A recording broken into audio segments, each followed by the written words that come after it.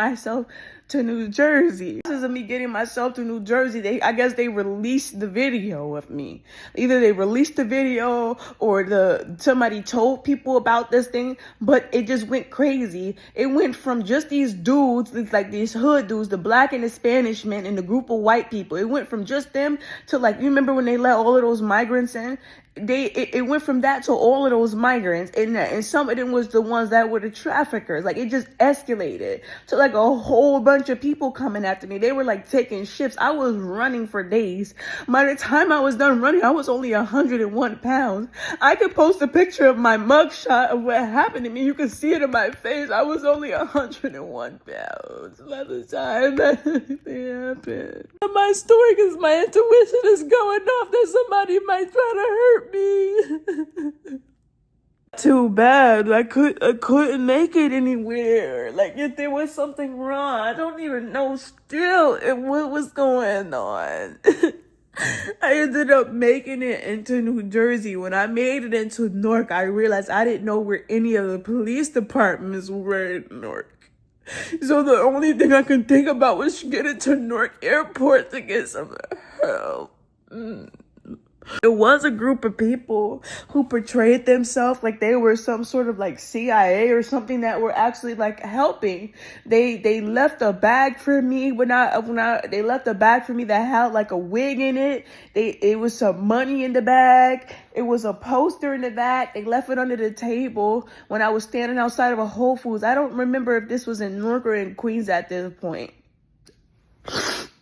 Left something for me to be able to disguise myself and be able to change like my bags and stuff over. I didn't see it at first. I had a feeling that they had left the bag for me like near this like empty table, but I didn't take the bag. Even if I seen it, it wasn't until one of the guys came up and he was like, "Shayla, the bag," and threw something in the garbage and ran for his life. I took the bag, I ran into the Whole Foods and I went into it, and that's when I seen the different contents of it. I had to like figure out like what to do to try to get myself like some help in some sort of way. Like, these people were terrified even for themselves. Like, they're like, "We're gonna give you certain things for you to try to protect and save yourself, but we can't step in," because they were afraid too. I'm running back and forth trying to figure out how to get from over there. One of the girls from the job I spoke about before, when I was teaching and I was working at this spot, and one of the supervisors just started, mind you, that head supervisor that was there first just left abruptly, weird. Like, somebody did something and she just left. Like, she just stopped showing up to like the school. And then the hood chick that ran the building next door came into our building, and she started tormenting me. She started leaving me with like extra kids. I had like 20 plus 30 kids by myself. When I had a co-teacher, they started removing him from the group in order to like stress me out. He would come into the classroom and deliberately break all of the rules that I just put in place. Like, if I gave the kids assigned seats for the class to go like more smoothly, he would tell them they don't have to sit there, letting them sit on the table. Like, he would just come in and completely just keep every day undermining me, and made the kids like a living hell for me. They had a situation, like I said, where there was a student who took a scissor and almost sliced the little boy in his face. And when I reported it, wrote it up, and I was speaking to the kid, the mom, this was at dismissal, the mom came in and tried to fight me in front of a whole cafeteria full of kids during dismissal. The school didn't do nothing about it. That was another antagonization tactic. Then tried to get me to stay late for an event I wasn't even scheduled to work for. Then that girl was supposed to come with her whole family. Like, they were trying to jump me. Like, it was just so much shit going on. Prior to the visit, that was a part of the breakdown leading up to all of this. When I was working in that school, there was a security guard, and I started to realize, like, she was really nice to me. "You do a good job. You're the best one." And then she just switched on me. You see her, you see the black chick, like I said, the ratchet one that was running the other building. They started to become thick as thieves. The black chick started talking to her every day, and then she started watching me. They started leaving me alone with the kids deliberately. And then every time the security guard walked past her desk, her camera, she had multiple screens. All the other screens would be on every part of the school, and then one screen would be on specifically where my class was at, like watching me like a fucking hog. And then she started bringing her kid to the school and putting her kid, like if my kids were in the auditorium, put her kid in the auditorium too. Like, they were deliberately trying to put their kids around me and then leave other people's kids around me. If y'all had heard a rumor, at this time I didn't even know about that rumor, but if y'all had heard a rumor I was a pedophile, why did you deliberately try to leave me around fucking kids? You nasty sons of bitches.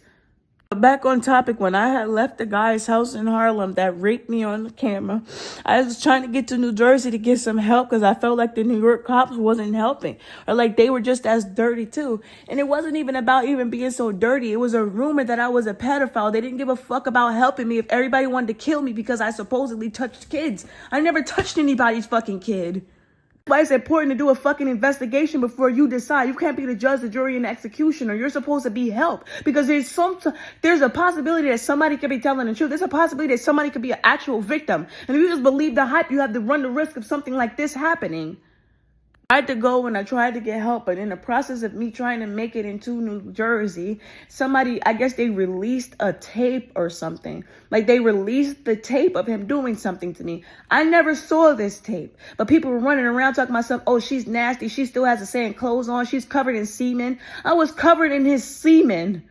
Because I made sure not to take my clothes off, but when he was forcing me, instead of him being able to force my pants down, I ripped the middle of my pants for my vagina to be exposed so that my clothes wouldn't come off, so it would catch as much of his DNA as possible.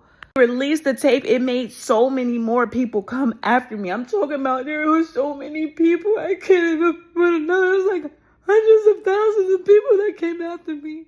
And they had all of those migrants in New York. And it was like a get rich quick scheme. Crazy. I couldn't go get any help. I finally ran into New Jersey to try to get help. Ran into the airport, and the people at the airport refused to help me. I had to go and hide. I went to go hide for a while.